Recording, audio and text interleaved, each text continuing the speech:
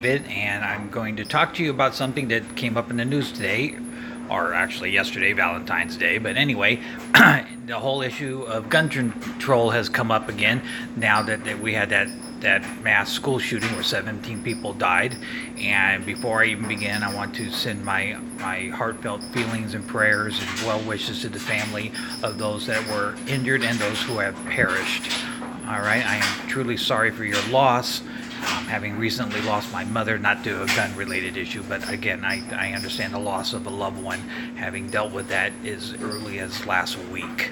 Anyway, obviously when these gun control issues or gun issues come up, the whole gun control debate rages on.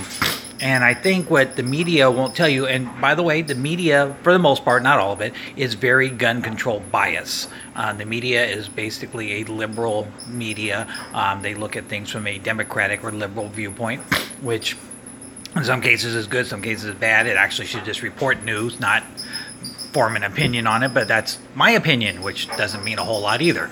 Anyway, so you have to look at that, but let's look at some facts here. First of all, let me tell you point blank that most gun-related deaths, especially these shootings and whatnot, are done by people that possess guns that are already illegal to begin with. Not only that, they also are not the legal owners of the guns, or they purchased them in a manner that was not in accordance with state or federal laws. Therefore, adding additional gun control is not going to take the guns out of the hands of these would-be assassins, murderers, whatever you want to call them, because the guns were already either illegal to begin with, purchased illegally, or were not owned by the person who used them. So what do you have? You take the guns away from the law-abiding citizens who, by the way, this country was founded, literally founded, on one of the principles of the right to bear arms. By limiting our ability to own guns. And by the way, I do not own a gun. I am an advocate for gun ownership, so to speak. I believe in the Constitution, which clearly says we have the right to bear arms, but I don't know how to shoot one of those things. I would shoot myself in the foot, and I really don't feel like doing that. So therefore, I don't own a gun. But I don't have a problem with my neighbor owning a gun in accordance with state and federal laws. Now, again, changing the gun laws, making it impossible to own guns, or making it nearly impossible, is only going to take the guns out of the hands of law-abiding citizens. Do you think all the gang members running around with handguns or automatic weapons, which are illegal, were bought at the local gun shop, that they went through the background check and they did all the other hoops and jumped through all the hoops and climbed all the ladders and everything else you need to do in order to get a gun? No, they did not. They bought it by some thug on the street that was selling it, and they got it that way. All right? Now, are there occasions where a gun was used to commit a crime or a murder that was legally bought and used by the legal owner? Of course there has been. But there are more cases of people committing murders or violent crimes with guns that were not theirs to begin with. They were not legally purchased, or were not legal, period. Again, you cannot own an automatic rifle.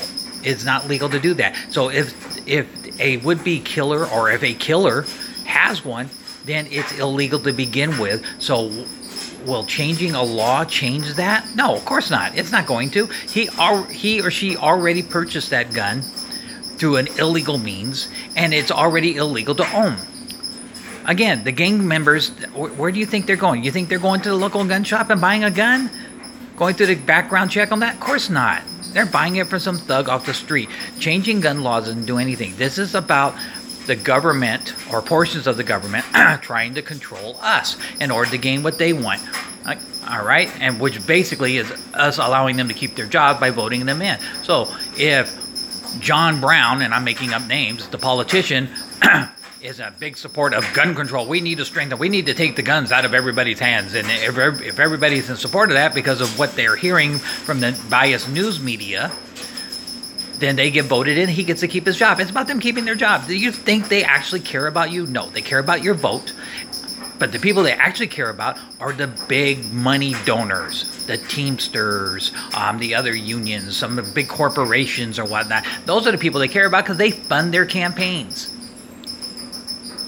Okay? Get real, people. Taking the guns away from people is not going to reduce or stop these shootings.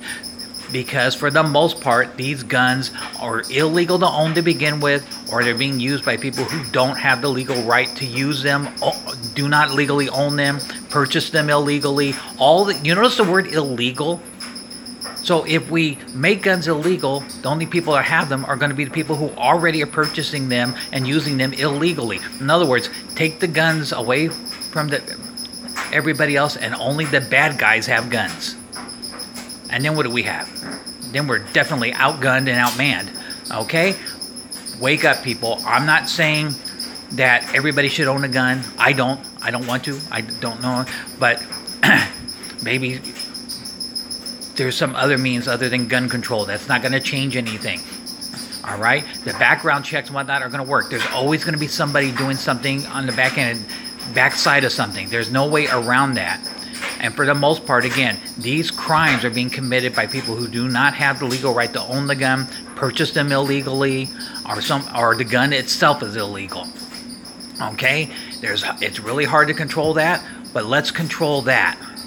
Let's focus on people that are buying guns illegally. Let's focus on the guns that are being sold or even made that are illegal to begin with. All right? Let's not take the guns away from everybody else. That's not going to help any.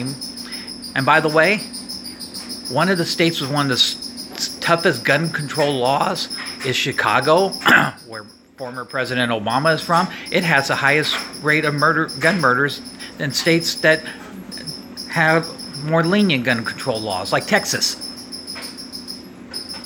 Okay, so there again, evidence that gun control is not the means to resolve the gun issues with people being school shootings or shootings in concerts or anything else, or even somebody walking across the street and shooting their neighbor.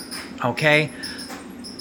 The answer is not gun control or getting rid of guns. The answer lies somewhere else. The answer lies in an intelligent debate where everybody on both sides has a reasonable discussion and comes up with a compromise that works for everybody.